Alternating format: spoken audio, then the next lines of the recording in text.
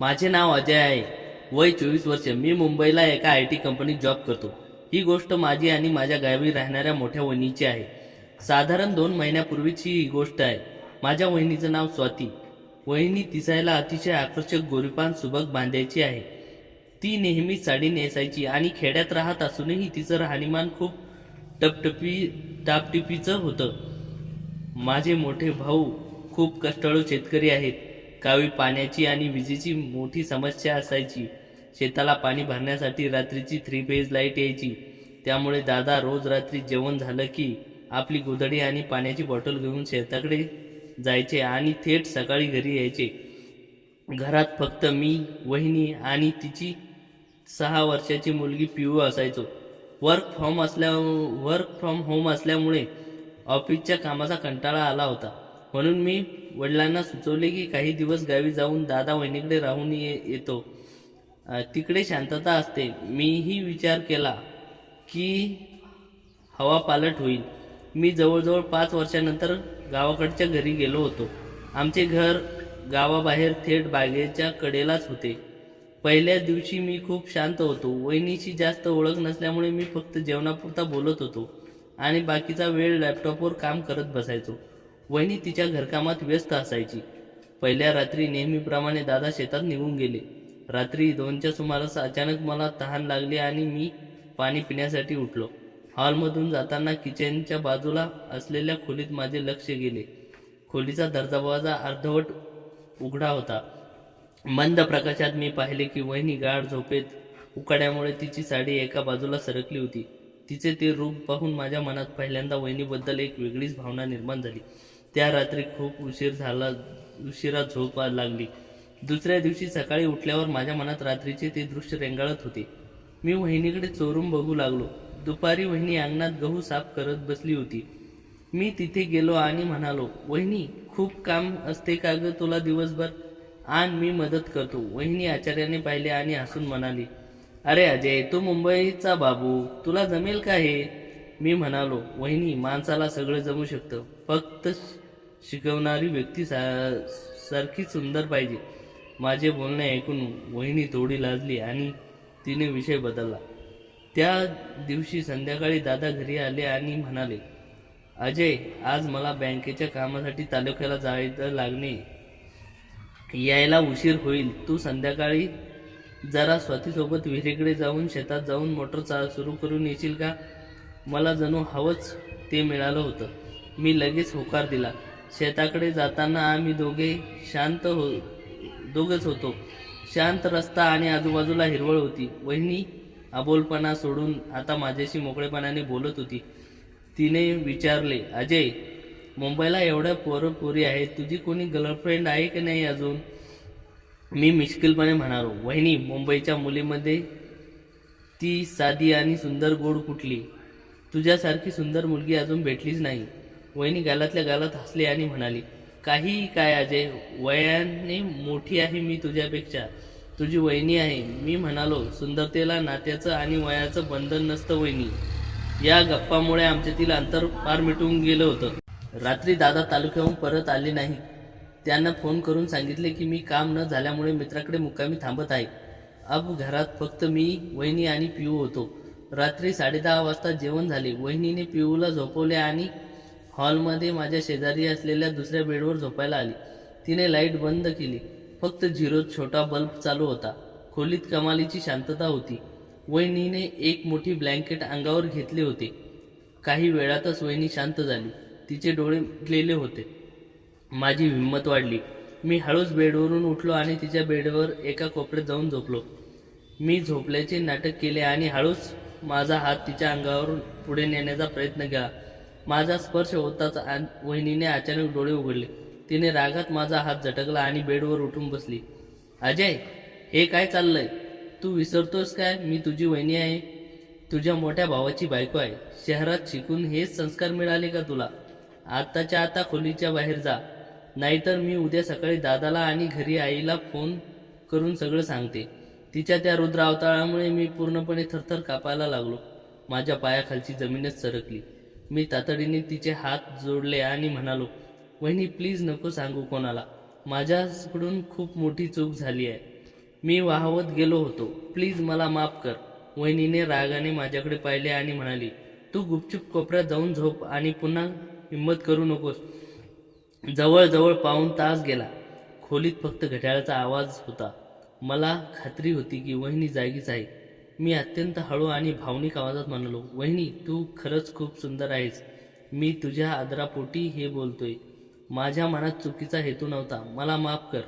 वहिनीने काहीच उत्तर दिले नाही आणि हळूच माझ्याकडे वळली. मंद प्रकाशात मला दिसले की तिच्या चेहऱ्यावरचा राग आता नाहीसा झाला होता.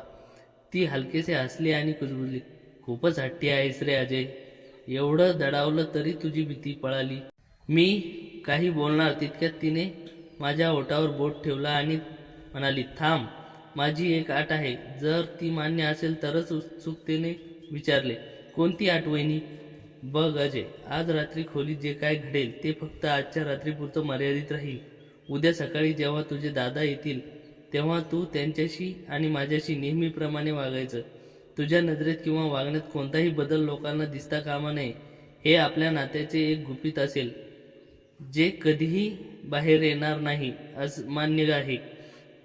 मला पूर्णपणे मान्य आहे वहिनी, शपथ आहे मला. मी तिचा हात हातात घेत म्हणालो. तिने मंद हसून झिरोचा बल्ब बंद केला. संपूर्ण अंधारात फक्त तिच्या हातातल्या काचेच्या बांगड्या किणकिणाट आणि आमचे वाढलेले श्वास ऐकू येत होते. त्या रात्री आम्ही दोघांनीही एकमेकांच्या मिठीत जगाला विसरून टाकणारा तो सुंदर अनुभव घेतला. वहिनींनी तिची सर्व मर्यादा सोडून स्वतःला माझ्या स्वाधीन केले. सकाळी 6 वाजता खिडकीतून प्रकाश आत आला. मी डोळे उघडले तर वहिनी आधीच उठली होती. ती साडी नेसून कपाळावर कुंकू लावून किचनमध्ये चहा बनवत होती. जणू रात्री काही घडलंच नव्हतं. तिच्या त्या संयमाने मला कौतुक वाटले. तेवढ्यात दारावर थाप पडली. दादा आले आणि मी पटकन उठून बसलो. वहिनीने हसतमुखाने दरवाजा उघडला. दादा थकलेले होते. त्यांनी मला विचारलं, काय अजय, झोप लागली ना नीट? डास तर नाही ना चावले? मी कसा बसा हसू चेहऱ्यावर आणत म्हणालो, हो दादा, खूप मस्त झोप लागली. वहिनीने चहा आणला आणि अगदी सहजपणे दादांना दिला. तिची ती कमालीची ॲक्टिंग पाहून मी थक्क होतो. त्यानंतर 2 दिवस माझी मुंबईला जाण्याची वेळ आली. निघताना वहिनीने मला प्रवासासाठी शिदोरी दिली. बसमध्ये बसल्यावर मी तो डबा उघडला व त्यात एक चिठ्ठी होती. मुंबईला गेल्यावर कामावर लक्ष दे आणि हो, पुढच्या वेळी सुट्टीत नक्की ये, पण कोणालाही न सांगता. ती चिठ्ठी वाचून माझ्या चेहऱ्यावर हसू आले. या गोष्टीला 2 महिने झाले होते. मी मुंबईत माझ्या कामात व्यस्त झालो होतो. वहिनीशी कधीतरी फोनवर बोलणं व्हायचं, पण तेही घरगुती आणि मर्यादित. अचानक काल रात्री माझ्या मोबाईलवर गावावरून एक अनोळखी नंबरवरून व्हॉट्सअपवर व्हिडिओ मेसेज आला. मी तो व्हिडिओ ओपन केला आणि माझे धाबे दणाणले. त्या व्हिडिओमध्ये गावची ती खोली दिसत होती. हो, तीच खोली जिथे मी आणि वहिनी रात्रभर घालवली होती. खोलीच्या कोपऱ्यात एका जुन्या फाईलमध्ये मागे लपलेले छुपा कॅमेरा स्पष्ट दिसत होता आणि त्यातून शूट झाल्याची आमची ती रात्र रेकॉर्ड झाली होती. व्हिडिओ खाली टेक्स्ट मेसेज आला, जो दादांचा किंवा वहिनीचा नव्हता, तर गावातील एका अज्ञात व्यक्तीचा होता. त्यात लिहिले होते, काय अजय भाऊ, मुंबईत बसून गावाकडच्या आठवणी येत असतील ना? हे गुपित फक्त तुमच्या दोघांमध्येच राहिलं असं वाटलं होतं का? उद्या संध्याकाळपर्यंत 5 लाख रुपये अकाउंटवर ट्रान्सफर कर, नाहीतर हा व्हिडिओ तुझ्या वडिलांना आणि मोठ्या भावाच्या मोबाईलवर पोहोचेल. तो मेसेज वाचून माझ्या हातातील फोन खाली पडला. माझ्या अंगातून थंडा घाम सुटला. वहिनीने ज्या गुप्ततेची अट ठेवली होती ते गुपित आता कोणा तिसऱ्याच व्यक्तीच्या हातात सापडले होते आणि आता काय करावं हेच मला समजत नव्हते. तो धमकीचा मेसेज वाचून माझ्या हातातील फोन गळून पडला. कपाळावर घामाच्या धारा वाहू लागल्या होत्या. छाती धडधड वाढली होती आणि डोळ्यासमोर अंधारे आली. 5 लाख रुपये नाही तर व्हिडिओ दादा आणि बाबांच्या मोबाईलवर. हे शब्द माझ्या डोक्यात एकदा चक्रवाढासारखे फिरत होते. जर हा व्हिडिओ दादापर्यंत पोहोचला तर एका क्षणात आमचं अख्खं हसतं खेळतं कुटुंब उद्ध्वस्त होणार होतं. दादाचा स्वाभिमानी आणि वहिनीची अब्रू आणि माझं करिअर हे सगळंच मातीमोल होणार होतं. मी स्वतःला कसंबसं सावरला आणि अंथरुणावरून मटकन खाली बसलो.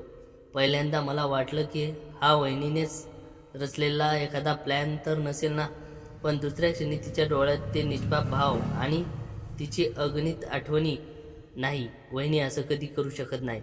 मग हे कोणी केलं? त्या खोलीत छुप्या कॅमेरा लावणारा तिसरा माणूस कोण?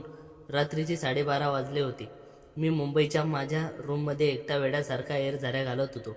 त्या अज्ञात नंबरवर फोन लावण्याचा प्रयत्न केला, पण तो नंबर केवळ इंटरनेट कॉलिंग आणि व्हॉट्सअपपुरता मर्यादित होता. फोन लागत नव्हता. आता वहिनीला सावध करणं अत्यंत गरजेचं होतं. मी थरथरत्या हाताने वहिनीला गुपचूप व्हॉट्सअपवर मेसेज केला. वहिनी, खूप मोठं संकट आलंय. जागृत असशील तर प्लीज कॉल कर. 5 मिनिटातच वहिनीने व्हिडिओ कॉल आला. ती किचनमध्ये अंधारात उभी होती, जेणेकरून दादांना जाग येऊ नये. तिचा चेहरा पांढरा फटक पडला होता. अजय, काय झालं रे? एवढ्या रात्री काय संकट आलंय? तिने दबक्या आवाजात विचारलं. मी काहीही न बोलता माझ्या लॅपटॉपवर तो व्हिडिओ आणि त्याखाली आलेली धमकीचा मेसेज कॅमेरासमोर दाखवला. व्हिडिओ स्वतःला पाहताच वहिनी दचकून आपल्या ओठावर हात ठेवला. तिच्या डोळ्यातून गळागळा पाणी वाहू लागलं. अजय, हे काय झालं आहे? हा व्हिडिओ कुणी काढला? आपल्याला त्या खोलीत कॅमेरा कुठे होता? ती रडत कुजबुजली. वहिनी, शांत हो. दादाला जाग येईल. त्या खोलीतल्या कपाटाच्या वरच्या फाईलमध्ये कुणीतरी छुपा कॅमेरा लावला होता. तो ब्लॅकमेलर 5 लाख रुपये मागतोय. मी तिला परिस्थिती समजावून सांगितली. अजय, माझ्याकडे एवढे पैसे नाहीत, आणि जर दादांना हे कळलं तर ते जीव देतील आणि मला मारून टाकतील. माझ्या पिऊचं काय होईल? अजय, प्लीज काहीतरी कर. वहिनी पूर्णपणे कोलमडून होती. वहिनी, तू काळजी करू नकोस. मी उद्या सकाळीच पहिल्या गाडीने गावी येतोय. मी गावी येईपर्यंत दादासोबत अगदी सामान्य वाग. त्यांना काहीही संशय येऊ देऊ नकोस. असं म्हणून फोन ठेवला. दुसऱ्या दिवशी मी दुपारी गावी पोहोचलो. मला अचानक आलेलं पाहून दादांना आनंद झाला, पण माझ्या चेहऱ्यावरचं उलाढलेलं अवसान पाहून त्यांनी विचारलं, काय अजय, तब्येत ठीक नाही का? अचानक कसा आलास? मी कसाबसा हसलो आणि म्हणालो, काय नाही दादा, मुंबईला खूप उकडा होता. ऑफिसचं कामही नव्हतं, म्हणून आलो 2 दिवस. दुपारी दादा जेव्हा शेतात गेले तेव्हा मी आणि वहिनी तातडीने त्या खोलीची झडती घेतली. कपाटाच्या वर पाहिलं तर तिथे खरोखरच एका फाईलच्या कोपऱ्यात छोटा पेनच्या आकाराचा छुपा कॅमेरा लावलेला होता. तो कॅमेरा वायफायने चालणारा होता. याचा अर्थ कॅमेरा लावणारी व्यक्ती घरच्या आसपासचीच होती, जिने घराचं वायफाय आणि किंवा जवळचं नेटवर्क वापरून डेटा गोळा केला होता.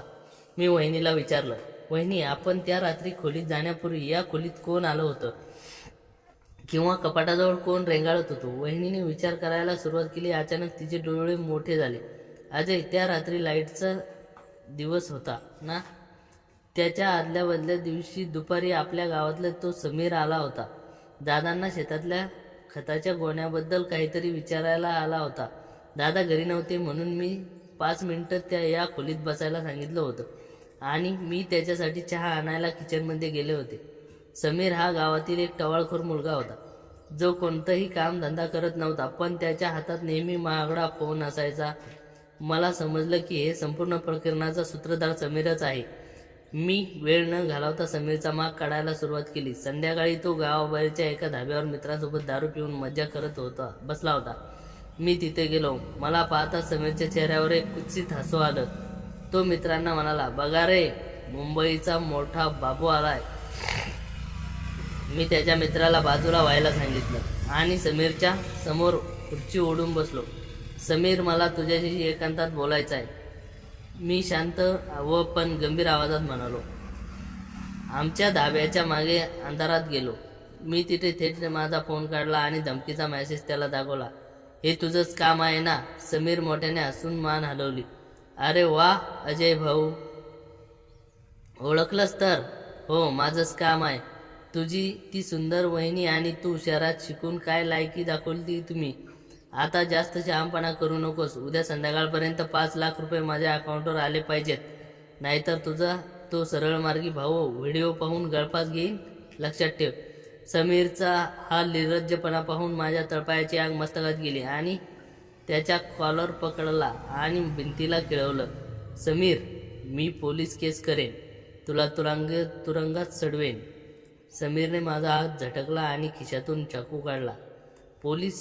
पोलिसांकडे जाशील तर येण्याआधीच हा व्हिडिओ मी गावच्या व्हॉट्सअप ग्रुपला टाकेन. मग बघ तुझी वहिनी कशी तोंड दाखवते गावात. जा जा पोलिसांकडे. मी हताश होऊन घरी परतलो. वहिनी माझी वाट पाहत दारातच उभी होती. मी तिला सांगितलं ब्लॅकमेकर समीरच आहे आणि तो पैसे घेतल्याशिवाय मानणार नाही. माझ्याकडे माझ्या सेव्हिंग्जमधील फक्त 2 लाख रुपये होते. बाकीचे 3 लाख रुपये कुठून आणायचे हा मोठा प्रश्न होता. वहिनी डोळे आता शांत झाले होते. तिच्या रडणारी स्त्री आता नाहीशी झाली होती आणि तिची जागा खंबीर माऊलीने घेतली होती. ती म्हणाली, अजय, घाबरायचं नाही. जर तो नीचपणावर उतरलाय तर त्याला धडा शिकवावा लागेल. माझ्याकडे एक प्लॅन आहे. काय वहिनी? मी विचारलं. समीरला पैशाचे हाव आहे. आपण त्याला सांगू की 5 लाख रुपये द्यायला तयार आहोत. त्याला उद्या रात्री आपल्या विहिरीकडच्या शेतात गोदामात पैसे घ्यायला बोलू. दादा रात्री दुसऱ्या शेतात असणार आहेत. तिथे आपण त्याला पकडू. पण वहिनी, तो चाकू घेऊन फिरतोय. आपण त्याला कसं पकडणार? मी शंका उपस्थित केली. त्याची काळजी तू करू नकोस. मी काय करते बघ, आणि आत्मविश्वासाने म्हणाली. दुसऱ्या दिवशी 11 वाजता शेतातल्या निर्जन गोदामात मी पैशाची बॅग, ज्यात फक्त काही नोटा खाली रद्दी होती, घेऊन उभा होतो. पाऊस बारीक पडत होता. थोड्याच वेळात समीर मोटरसायकलवरून तिथे पोहोचला. तो एकटाच होता. काय अजय भाऊ, आणले का पैसे? त्याने विचारले. हो, घे 5 लाख. पण आधी तुझ्या मोबाईलमधून तो व्हिडिओ डिलीट कर आणि बॅकअपही नष्ट कर. मी बॅग पुढे करत म्हणालो. समीरने हातातली बॅग घेतली आणि ती उघडून पाहिले. अरे, यात कागद आहेत.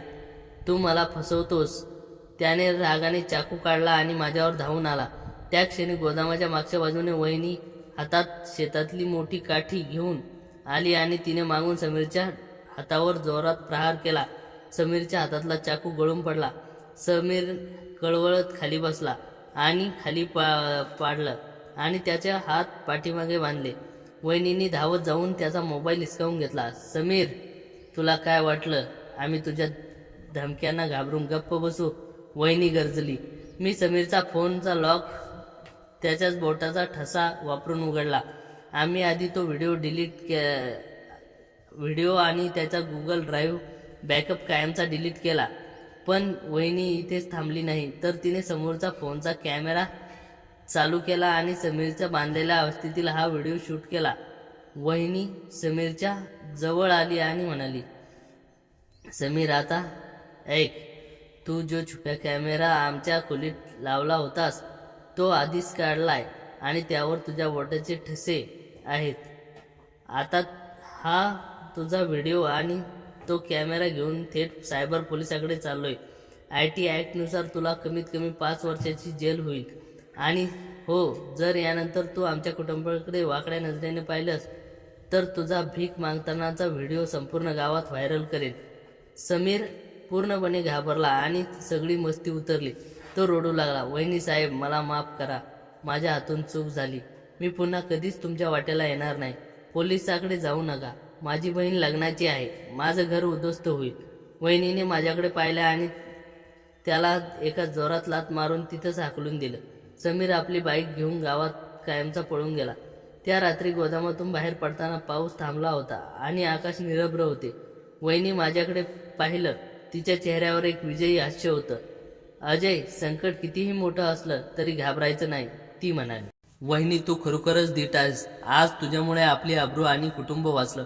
मी तिचा हात हातात घेत कृतज्ञतेने म्हणालो. तिने हळूच तिचा हात मागे घेतला, माझ्या डोळ्यात पाहिला आणि मिश्किलपणे म्हणाली, आता चला, घरी जायची वेळ आहे.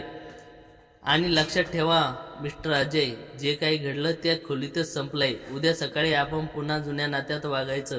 एक आदराचा दीर आणि एक साधी वहिनी. आम्ही दोघे हसलो आणि घराच्या दिशेने चालू लागलो. नात्यातील एका रात्रीच्या चुकीने आम्हाला एका मोठ्या संकटात टाकले होते, पण वहिनीच्या हुशारीने आम्ही त्यातून सुखरूप बाहेर पडलो. ते सुंदर गुपित आता कायमचे आमच्या मनात दफन झाले होते. समीर गोदामातून आपली बाईक घेऊन सुसाट वेगाने पळून गेला. त्याचा आवाज आणि बाईकचा दिवा अंधारात दिसेनासा होईपर्यंत आम्ही दोघे तिथे स्तब्ध उभे होतो. विहिरीवरच्या मोटरचा तो सातत्यपूर्ण आवाज आणि झाडाच्या पाण्यातून गाळणारा पावसाचा टपटप आवाज, एवढीच काय शांतता तिथे उरली होती. माझ्या हातापायांना आलेला थरथराट अजून पूर्णपणे थांबला नव्हता. एका क्षणात काय होईल या भीतीने माझ्या छातीची धडधड वाढली होती. मी गोदामाच्या लाकडी खांबाला टेकून खाली बसलो आणि एका दीर्घ श्वास घेतला. 5 लाख रुपयाची ती खोटी बॅग अजूनही जमिनीवर पडलेली होती. वहिनीने हातातली लाठी बाजूला ठेवली. तिचे केस विस्कटले होते. साडीचा पदर कमरेला घट्ट खेचलेला होता आणि तिच्या कपाळावर घामाचे थेंब चमकत होते. पण तिच्या डोळ्यात आता भीती नव्हती, तर एक वेगळंच समाधान आणि तेज होतं.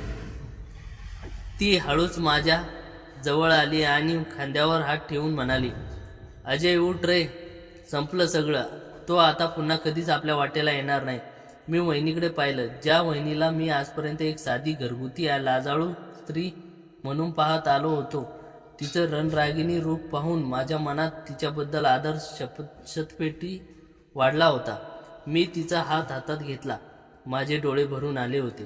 वहिनी, जर आज तू वेळीच ती लाठी चालवली नसतीस ना, तर त्या नराधमाने माझ्यावर चाकू चालवला असता.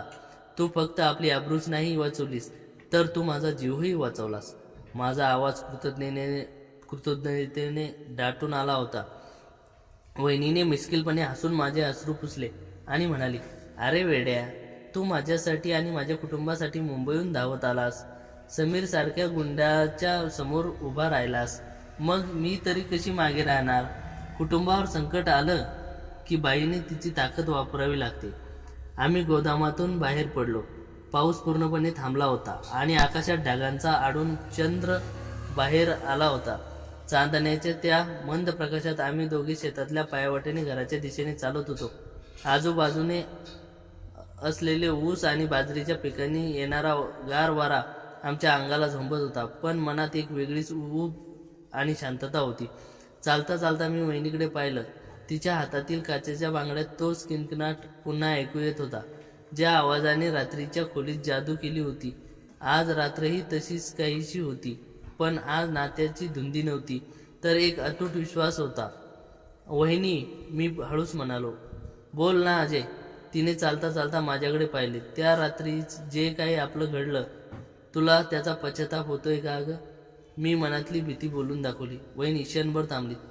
तिने समोर पसरलेल्या शांत शेताकडे पाहिला आणि एक लहानसा उसाचा टाकत म्हणाली, पश्चाताप? अजय, नात्याच्या काही मर्यादा असतात आणि आपण त्या रात्री ओलांडल्या. हे खरं आहे, पण त्या क्षणी आपल्या भावना खऱ्या होत्या.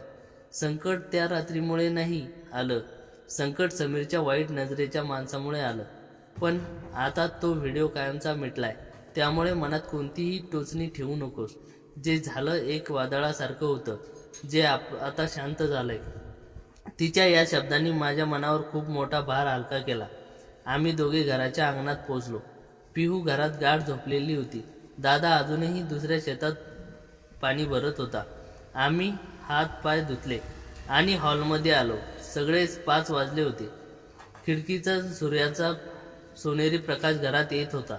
पक्ष्यांची किलबिलाट सुरू झाली होती. मी माझी मुंबईला जाण्याची बॅग भरून तयार ठेवली होती, कारण आता गावी जास्त वेळ थांबणे योग्य नाही. वहिनी नेहमीप्रमाणे आंघोळ करून ओले केस पाठीवर सोडले.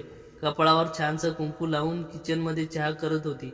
रात्र एवढी मोठी नाट्य घडूनही तिचा चेहरा कमालीचा शांत आणि प्रसन्न दिसत होता. तेवढ्याच दारावर थाप पडली. दादा आले होते.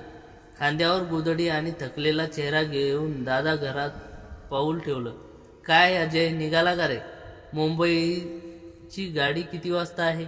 दादांनी विचारलं. हो दादा, सकाळी 7:30ची बस आहे, मी म्हणालो. वहिनी स्वयंपाकघरातून चहाची कप घेऊन बाहेर आली.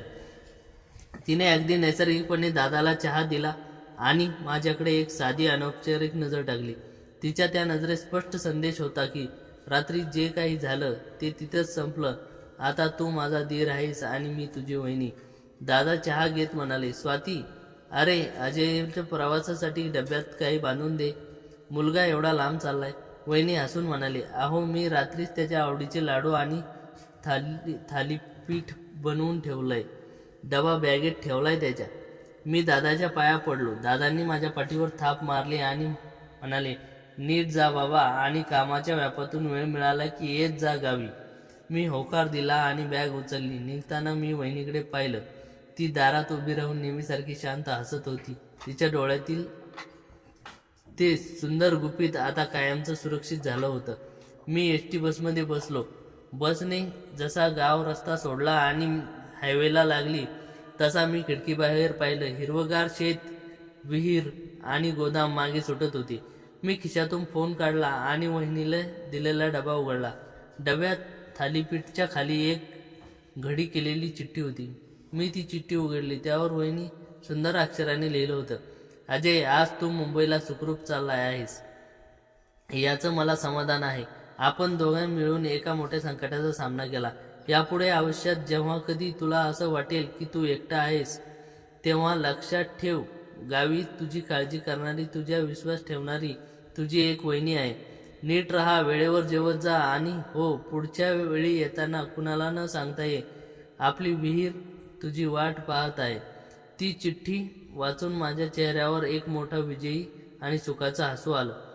मी ती चिठ्ठी हळूच दुमडून माझ्या पाकिटात जपून ठेवली. नात्यातील एका वेड्या क्षणाचे आम्हाला उद्ध्वस्त होण्याच्या उंबरठ्यावर आणले होते. पण वहिनीच्या धाडसाने आणि हुशारीने आम्ही केवळ संकटावर मात केली नाही, तर आमच्या नात्याला एक असं अतूट आणि अदृश्य बंधन मिळालं होतं, जे जगासाठी कायमचं एक सुंदर गुपित राहणार होतं. बस मुंबईच्या दिशेने धावत होती आणि माझं मन रात्रीच्या आठवणीत सुखावून गेलं होतं.